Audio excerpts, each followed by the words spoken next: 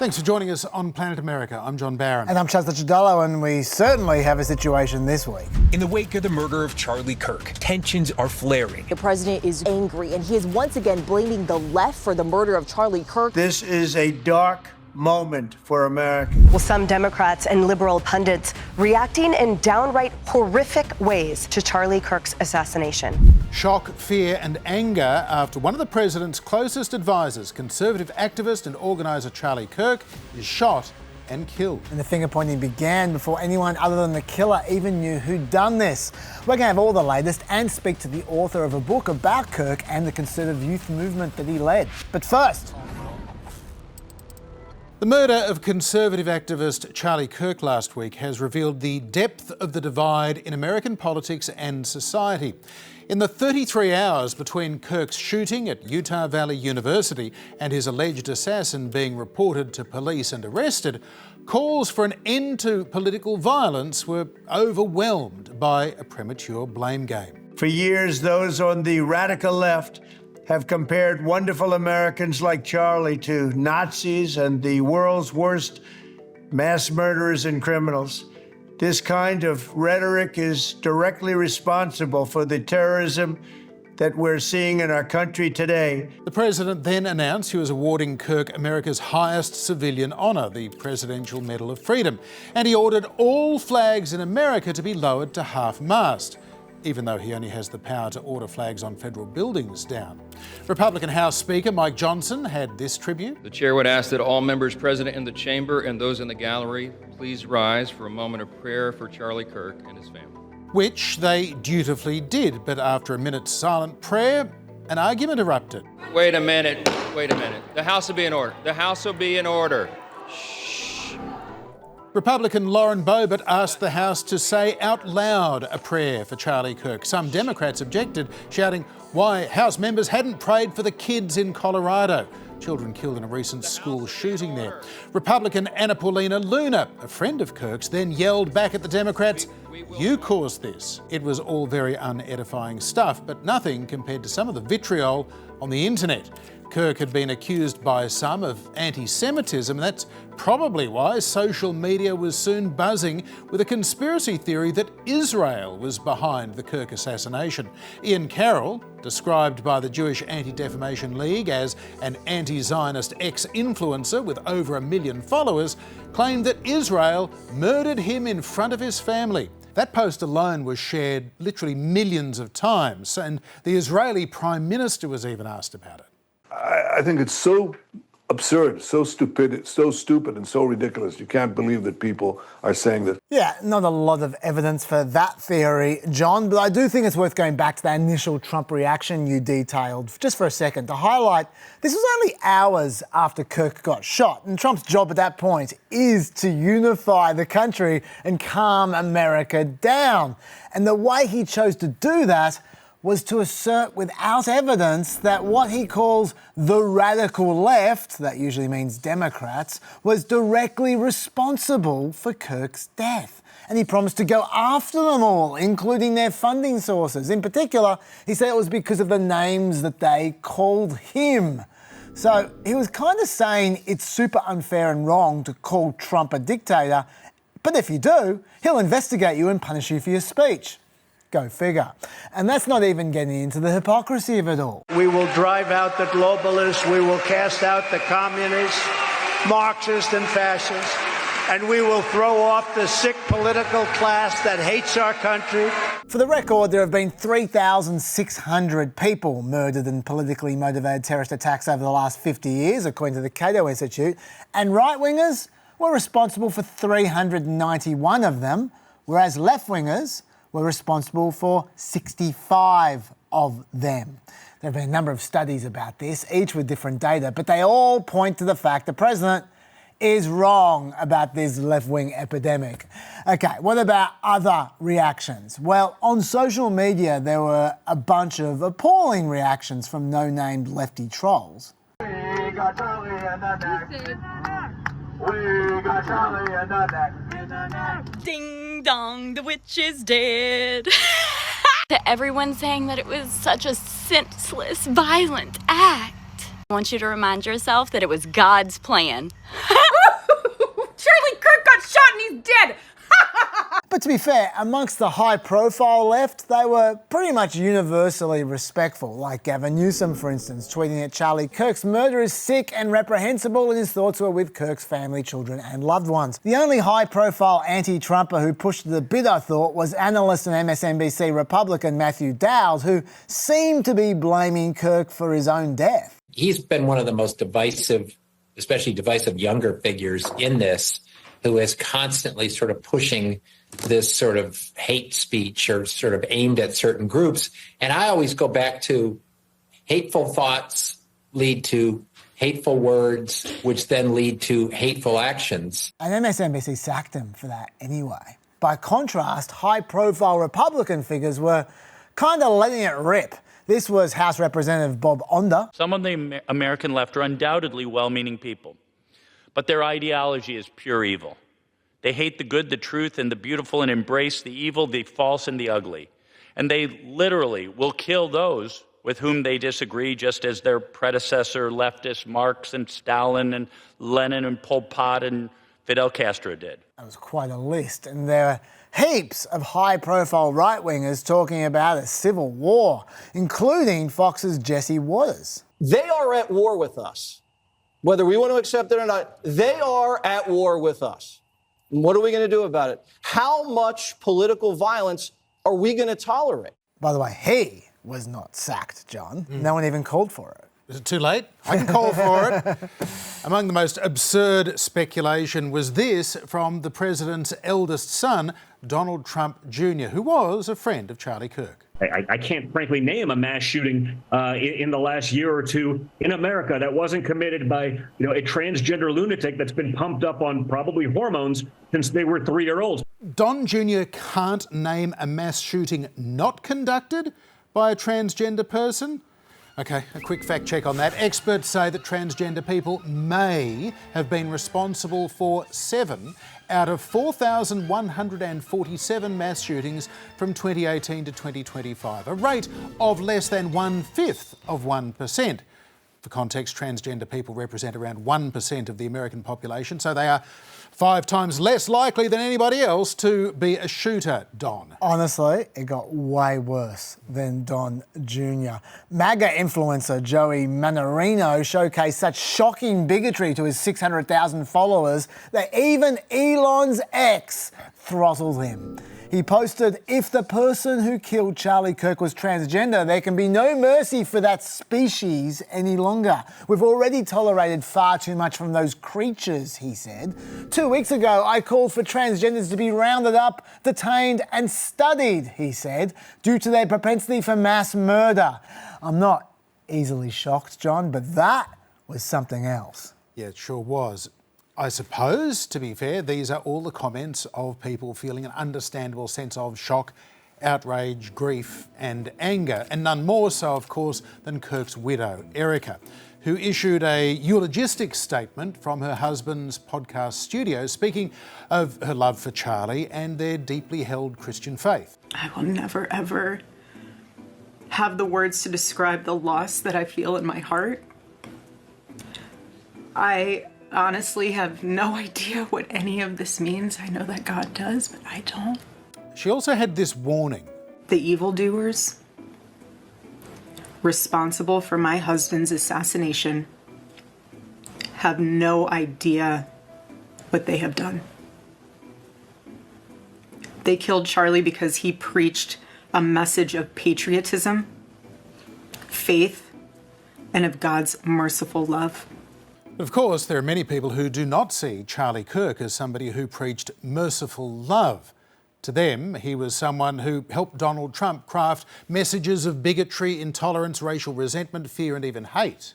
Allegedly, Haitians are going around and taking people's pets and eating them. And the Civil Rights Act, though, let's be clear, created a beast, and that beast has now turned into an anti-white weapon. I'm sorry. If I see a black pilot, I'm going to be like, boy, I hope he's qualified. Kamala Harris seeks to kidnap your child via the trans agenda. Now, look, those were some pretty short grabs. Some of them sound better with more context, but you could also have picked 20 other grabs as well, so I'm not going to nitpick there. What I would say, though, is yes, Kirk was much loved. Turning Point has a presence on 3,500 campuses these days. His podcast, one of the most successful political podcasts in the country.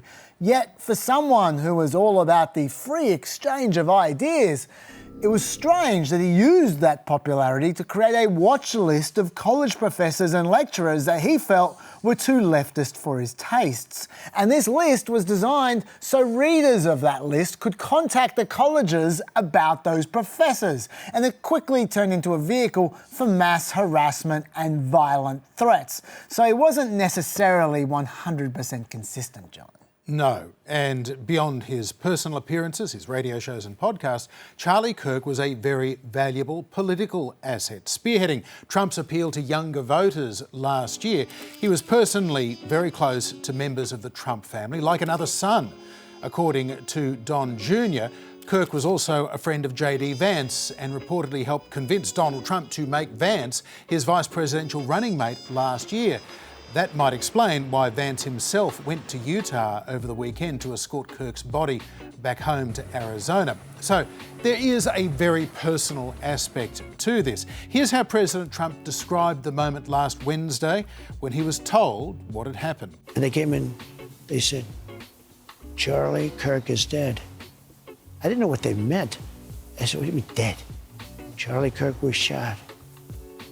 And they thought he was dead because it was so horrific, you know. And they said, dead. He was quite emotional there, John, but Trump wasn't always so emotional when asked about Kirk. My condolences on the loss of his friend, Charlie Kirk. Can I ask her personally, how are you holding up over the last 3.5 years? I think very good. And by the way, right there, you see all the trucks. They've just started construction of the new ballroom for the White House, which is something they've been trying to get, as you know, for about 150 years. And it's going to be a beauty. It'll be an absolutely magnificent structure. To be fair, I hear it's going to be a very moving ballroom. So much gold paint. Trump gave an hour-long live interview on Fox News on Friday morning, and that was when he also broke the news that a suspect was in custody. With a high degree of certainty, we have him. And then, once again, instead of seeking to heal a divided nation, as presidents historically do in such times, Donald Trump was Donald Trump. The radicals on the left are the problem, and they're vicious, and they're horrible, and they're politically savvy. Although they want men and women sports, they want transgender for everyone, they want open borders. That's the thing about Trump, John. He keeps being Trump. We have a great country. We have radical left lunatics out there, and we just have to beat the hell out of them. He's bringing everyone together, John. Is that what it is? So, what do we actually know about Kirk's alleged killer at this point, Chaz? Well, we know that 22-year-old Tyler Robinson came from a seemingly happy family. He was the son of a long-time sheriff's deputy who apparently recognised his son in the pictures released by the FBI and then actually compelled his own son to turn himself in. We also know that Robinson was a promising, bright high school honours student, but he only attended uni for one semester back in 2021 before he started drifting away. So, was he a victim of COVID-era malaise? Maybe? We don't know. Either way, there are 3 theories doing the rounds about what this guy's story is. One, that he was apolitical completely, and he shot Kirk as part of maybe an online lark. The evidence of this includes that he was registered as unaffiliated with any party, and his voter records indicate that Robinson didn't even bother to vote in the 2024 election. Furthermore, the fired bullet casing found on the scene was inscribed with the phrase, "Notices bulges, oh whoa, what's this?" Sounds a bit odd. It's a niche online trolling reference to flirting within the furry community of all things. Other cases were inscribed with hyper online references as well, including a series of arrows that match the input required to drop a bomb in the game Helldivers 2. Another case was engraved with the trollish phrase, "If you read this, you are gay, LMAO." So the bullet casings are less a sign of political affiliation and more a sign that the shooter was just super online. Another bullet case was inscribed with, "Oh, Bella Ciao, Bella Ciao, Bella Ciao, Ciao, Ciao." Once again, strange, but it's a reference to an anti-fascist anthem sung by Italians after World War II and also a troll song online. Also, when he was younger, Robinson lived so much of his life on the internet that by age 15, he was dressing up as Pepe the Meme Frog for Halloween. Here's a photo there proving it. That's Pepe on the right, in case you're wondering. Now, the left have said, hang on, Pepe isn't just any meme. Pepe's the favoured meme of the far right. And that Ciao Bella song, that's not just favoured by any trolls, but by right-wing trolls. The song appears on the Spotify playlist for the so-called Groypers. They're the followers of Nick Fuentes, a white nationalist personality who has famously criticised Charlie Kirk constantly. And finally, Robinson's entire family are registered Republicans. So the left is saying, look, this guy is not just a troll, he's a far-right Republican. And then finally you got the right saying, hang on, he's obviously from the left. For one thing, the Utah governor described Robinson as deeply indoctrinated with leftist ideology. But what about Robinson's Republican family? He does come from a conservative family, but his ideology was very different than his family. There clearly was a leftist ideology with this assassin. Robinson's family also told investigators about a conversation Robinson had just before Kirk came to Utah. The family member referenced a recent incident in which Robinson came to dinner prior to September 10th, and in the conversation with another family member, Robinson mentioned Charlie Kirk was coming to UVU. They talked about why they didn't like him and the viewpoints that he had.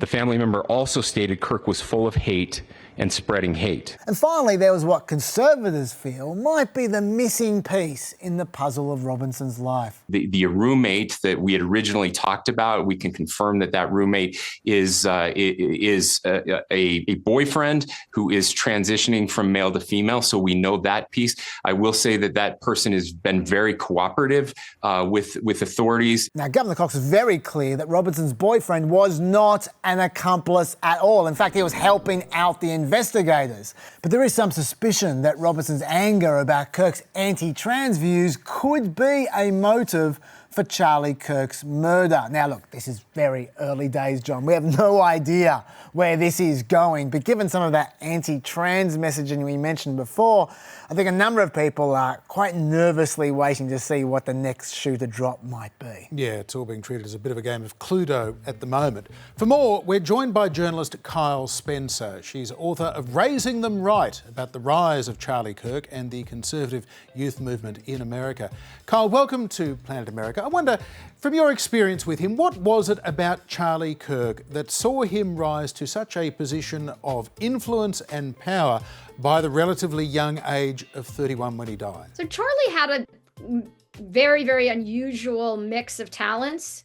He was incredibly charismatic, incredibly able to connect with people of all different ages. He had a real sense of where power was, where political power was, and how to gravitate towards it.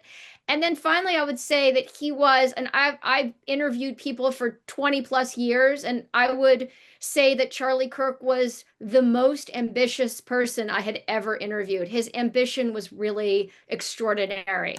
Talking about that ambition, what do you say to those who believe Kirk was odds on to be a future presidential nominee, possibly even president?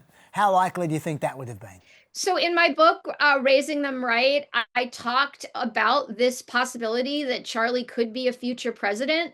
He always refused to say whether or not that was in the cards for him.